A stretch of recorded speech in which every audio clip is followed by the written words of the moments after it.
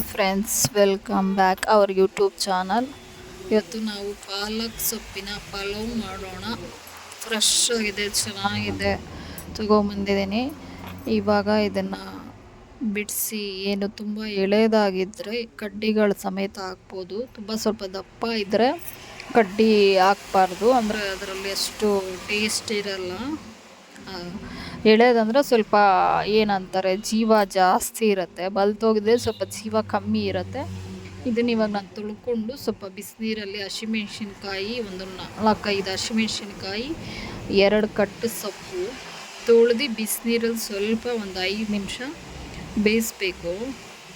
ಬೇಯಿಸ್ಕೊಂಡಿದ್ದ ನಂತರ ನಾನು ಇದನ್ನು ಏನು ಮಾಡ್ತೀನಿ, ಮತ್ತೆ ತಣ್ಣೀರಲ್ಲಿ ತೊಳ್ಕೊತೀನಿ.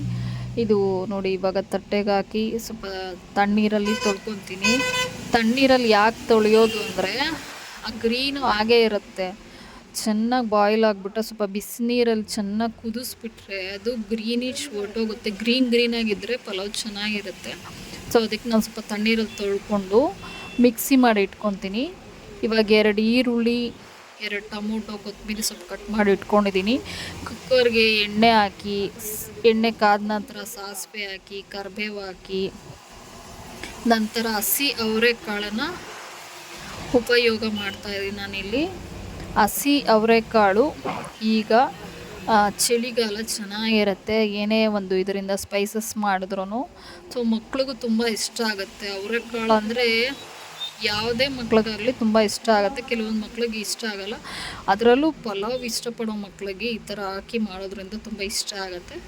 ಈಗ ಒಂದು 5 ನಿಮಿಷ ಫ್ರೈ ಮಾಡಿ ನಂತರ ಒಂದು ಸ್ವಲ್ಪ ಅರಿಶಿನ ಪುಡಿ ಹಾಕ್ತಾಯಿದ್ದೀನಿ. ಇದಕ್ಕೆ ಅರಿಶಿನ ಪುಡಿ ಹಾಕಿ ಒಂದು 5 ನಿಮಿಷ ಫ್ರೈ ಮಾಡಿ ಈರುಳ್ಳಿ ಹಾಕ್ತಾಯಿದ್ದೀನಿ ಫ್ರೈ ಮಾಡೋದಕ್ಕೆ. ಈಗ ಈರುಳ್ಳಿನ ಹಾಕಿ ಒಂದು 5 ನಿಮಿಷ ಫ್ರೈ ಮಾಡಿ ಟೊಮೊಟೊವನ್ನು, ಶುಂಠಿ ಬೆಳ್ಳುಳ್ಳಿ ಪೇಸ್ಟು ಎಲ್ಲ ಹಾಕಿ ಫ್ರೈ ಮಾಡಿ, ರುಚಿಗೆ ತಕ್ಕಷ್ಟು ಉಪ್ಪು ಮತ್ತು ಒಂದು ಅರ್ಧ ಸ್ಪೂನು ಖಾರದ ಪುಡಿ ಎಲ್ಲ ಹಾಕಿ ಚೆನ್ನಾಗಿ ಮಿಕ್ಸ್ ಮಾಡಿ, ಅದು ಏನು ಘಮ ಬರುತ್ತೆ ಅಂದರೆ ಅವರೆಕಾಳ್ದು ಸ್ಮೆಲ್ಲು.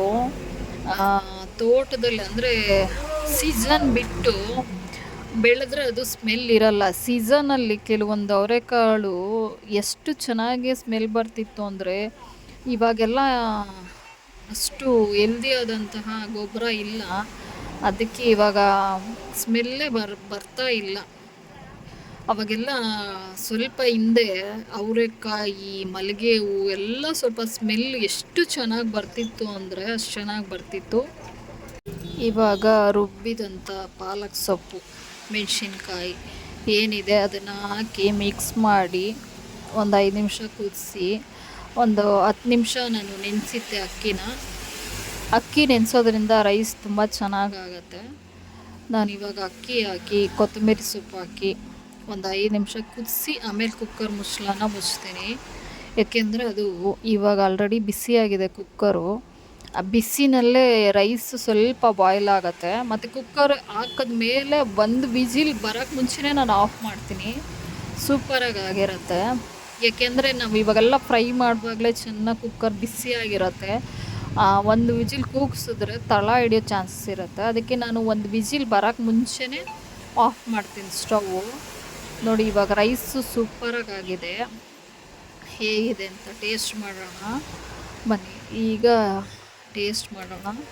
ರೈಸ್ ಅಂತೂ ಸೂಪರಾಗಿದ್ರೆ ನೋಡಿದ್ರೇ ತಿನ್ನಬೇಕು ಅನಿಸ್ತಿದೆ. ಗ್ರೀನು ಅವರೆಕಾಳು ನೋಡಿದ್ರೆ ಎಷ್ಟು ಕಲರ್ಫುಲ್ಲಾಗಿದೆ, ಗ್ರೀನು.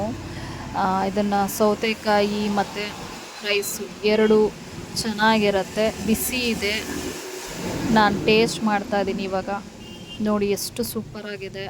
ನೀವು ಮಾಡಿ ತಿನ್ನಿ ಪ್ರೀತಿಯಿಂದ. ಸಕ್ಕತ್ತಾಗಿದೆ. ಕಮೆಂಟ್ ಮಾಡಿ.